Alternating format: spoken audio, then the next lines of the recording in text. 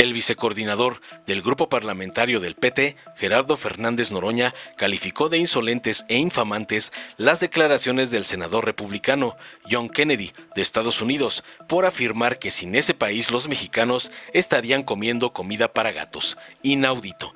En conferencia de prensa señaló tajante que son inadmisibles este tipo de expresiones que solo buscan promover el intervencionismo del gobierno de Estados Unidos en la nación.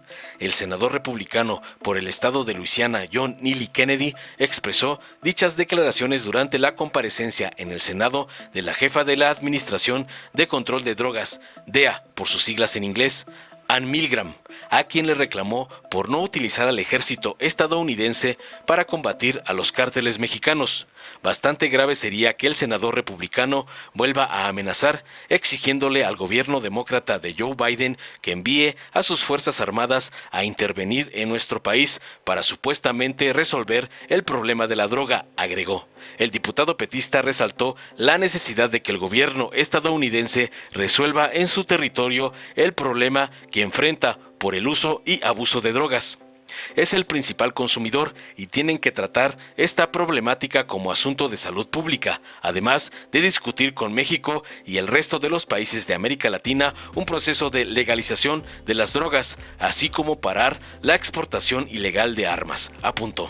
Asimismo, planteó llevar a cabo un amplio debate con el senador John Kennedy a fin de darle un curso sobre la distribución de droga en su país y los beneficios que han obtenido por la rapiña de los gobiernos estadounidenses a costa del sufrimiento del pueblo mexicano. Finalmente, Fernández Noroña hizo votos para que en la siguiente sesión de la Comisión Permanente todos los grupos parlamentarios condenen la intervención majadera, ignorante, insolente, racista y clasista de este senador. Finalizó contundentemente. Veamos enseguida cómo Fernández Noroña hace añicos y no baja de insolentes e infamantes los ladridos del ignorante y racista senador republicano John Kennedy de Estados Unidos. Muy buenos días, compañeras, compañeros de los medios de comunicación. Sé que el viernes es cuando menos actividad hay aquí en el Senado, sobre todo en el marco de la permanente, pero vieron ustedes, hoy el compañero presidente retomó el tema, las declaraciones insolentes, infamantes del senador republicano John Kennedy, que no tiene nada que ver con los Kennedy demócratas, en una declaración que nuevamente promueve el intervencionismo del gobierno de Estados Unidos en nuestro país. Bastante grave sería que el senador republicano vuelva a amenazar exigiéndole al gobierno demócrata de Biden que envíe a las Fuerzas Armadas de Estados Unidos a intervenir en nuestro país para supuestamente resolver el problema de la droga en Estados Unidos. Esa declaración intervencionista sería en sí misma motivo suficiente para repudiar semejante posicionamiento político. Pero además, el senador republicano hace una lamentabilísima aseveración, planteando que nuestro país comería comida para gato y que viviríamos en tiendas de campaña. Creo que su ignorancia es monumental. Yo le voy a mandar el mapa de México de 1846, antes de la guerra de México con Estados Unidos, en que nos robaron el 60% del territorio. ¿Qué sería Estados Unidos sin ese 60% del territorio?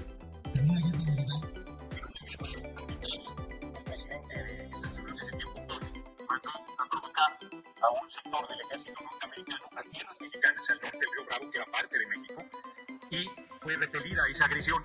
Y Polk en el Congreso de Estados Unidos dijo que habíamos agredido en territorio tejano, que no era de Estados Unidos, tampoco era una república independiente, y era parte de México, que habíamos hecho esa agresión. Con eso justificó. Solo un diputado alzó la voz, el diputado Abraham Lincoln, para preguntar el lugar preciso donde se dio la escaramuza, y aquí está el 60% del territorio que nos robaron. En 1868, después del Tratado de Guadalupe Hidalgo, se restablecieron las relaciones diplomáticas de México y Estados Unidos. Más bien se buscó la creación de una comisión bilateral para resolver las controversias por daños, con Matías Romero y Seward, el secretario de Estado de Estados Unidos. No se pudo avanzar mayor cosa, sobre todo por la penurias económica de nuestro país, y hasta 1911 Francisco de la Constitución volvió a vitorear el presidente Francisco Madero González, que se puso y en 1913 estaban a punto de resolverse las controversias países. Quiero recordar que a raíz de este robo del 60% del territorio, los mexicanos y mexicanas pasaban libremente por la frontera hacia Estados Unidos. No había ningún control migratorio de ida y vuelta a la frontera, estaba abierta. 1913, con el asesinato del presidente Madero fraguado en la embajada de Estados Unidos, se volvió a romper la posibilidad de ese acuerdo. El presidente, el primer jefe del ejército constitucionalista y después presidente Venustiano Carranza Garza, fue avanzando y en 1917 finalmente se hizo una ley para resolver las exigencias por daños de ambos países.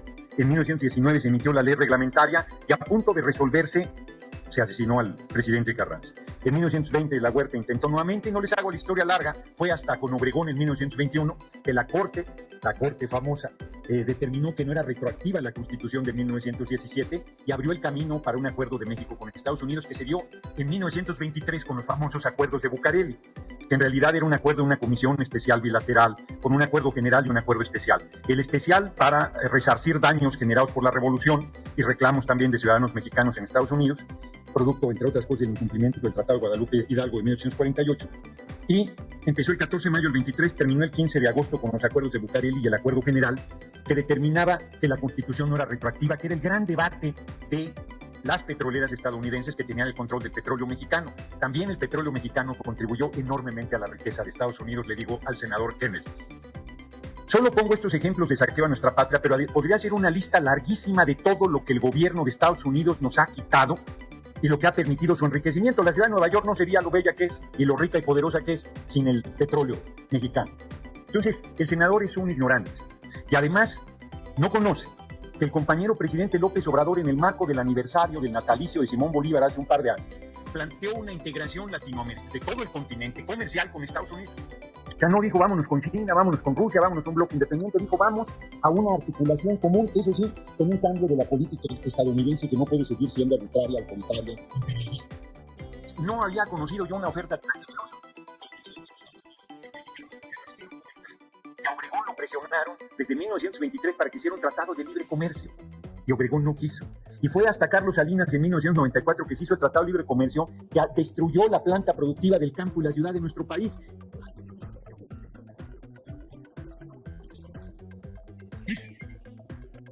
Con toda franqueza, el peor vecino posible. Abusivo, arbitrario, autoritario, entrometido en todos los países del mundo y ni qué decir en la patria nuestra. Y a pesar de eso, nuestros gobiernos y particularmente el del compañero presidente López Obrador ha brindado la mano, ha planteado colaboración, ha planteado amistad, ha planteado respeto mutuo y los republicanos de manera irresponsable, de manera racista, de manera ignominiosa, quieren, como lo hizo en su momento Donald Trump, utilizar a nuestra patria y a nuestro pueblo como espantapájaros para atraer a un sector retrógrado del electorado estadounidense. Eso no se puede tolerar, porque por si lo que dije no fuera suficiente, nuestro pueblo ha migrado por millones a Estados Unidos y con su trabajo y esfuerzo ha contribuido enormemente a la riqueza de ese país, paga impuestos, paga como 20 veces más las reservas, el dinero, las remesas que han mandado los mexicanos que viven en Estados Unidos, como 20 veces más le ha aportado al erario estadounidense y no reciben absolutamente nada a cambio. Desde la década de los 70 no se hace una amnistía general y hay mexicanos que llevan 20 y hasta 30 años en Estados Unidos acosados, perseguidos, tratados con racismo y con clasismo, pero cualquier persona que llegue a territorio estadounidense tiene trabajo porque son los hipócritas, requieren el trabajo de los migrantes. Quiero terminar ilustrando al senador Kennedy. Estos son los puntos de distribución de droga en Estados Unidos que la DEA da a conocer. Estos son en 2015. Fíjense su incremento a 2020. Y fíjense cuáles son los cárteles que en territorio estadounidense, en toda la geografía estadounidense, distribuyen la droga, dentro de ellos el fentanil. Cártel de Sinaloa, Cártel Jalisco Nueva Generación, Cártel Nueva Generación, Cártel del Golfo, Organización Ventral Reiva, Los Rojos. En territorio estadounidense. ¿Para qué quieren mandar al ejército de Estados Unidos a nuestro territorio si en su territorio tienen el problema? No les llega por Amazon o por el servicio postal estadounidense la droga al pueblo de Estados Unidos, que es el principal consumidor de droga del mundo. Ellos tienen que resolver este problema. Tienen que tratar con un problema de salud pública el consumo de drogas en Estados Unidos. Tienen que discutir con nuestra patria y con los países de América Latina un proceso de legalización de las drogas. Tienen que parar la exportación ilegal de armamento a estos grupos que generan terror y sufrimiento y muerte en nuestro territorio, y tienen que hacerse cargo, reitero, de que son el principal consumidor de droga del mundo. Entonces, con esto que les comparto, yo cierro planteando al senador Kennedy que cuando quiera debatir el tema, estamos a sus órdenes. Le daremos un curso desde la distribución de droga en su país hasta los beneficios que han tenido con la rapiña gobiernos de Estados Unidos a costa de la riqueza, del sufrimiento de nuestro pueblo e inclusive de haber perdido 60% del territorio. Y quiero cerrar con un tema que aparentemente no es tema. Yo esperaría que en la permanente el próximo miércoles todos los grupos parlamentarios condenemos la intervención majadera, ignorante, insolente, racista y clasista de este senador. Y el compañero presidente ha llamado a no votar por él.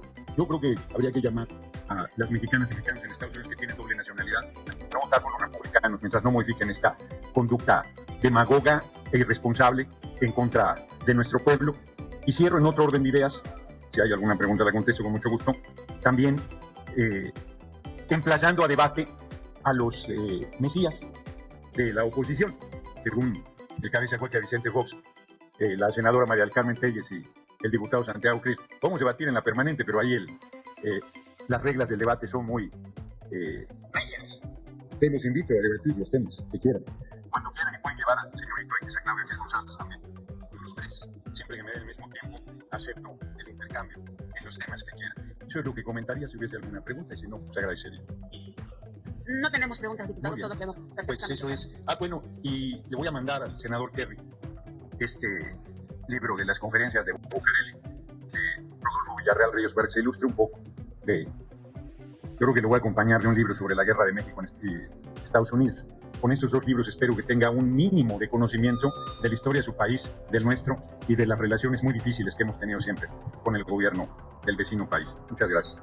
Dale en me gusta, suscríbete, activa la campanita y compártelo para que más gente lo vea.